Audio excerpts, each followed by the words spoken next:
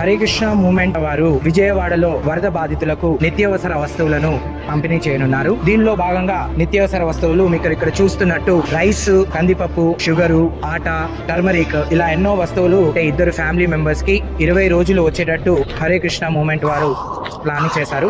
ఇప్పటి వరకు ఆల్రెడీ ఒక 500 బాక్సెస్ వరకు ఈ విధంగా పంపిణీ చేశారు. ఇప్పుడు ఫర్దర్ గా ఇక్కడ ఒక 2000 వరకు ప్యాకింగ్ అవుతుంది. మన హరే కృష్ణ మూవ్మెంట్ తరఫున మనం ఒక 10,000 ప్యాకెట్స్ వరకు డిస్ట్రిబ్యూట్ చేయడానికి ప్లాన్ చేస్తున్నాము. ఈ రోజు దాతల సహాయంతో ఈ రోజు 2000 ప్యాకెట్స్ వరకు మనము డిస్ట్రిబ్యూట్ చేయగలుగుతున్నాము.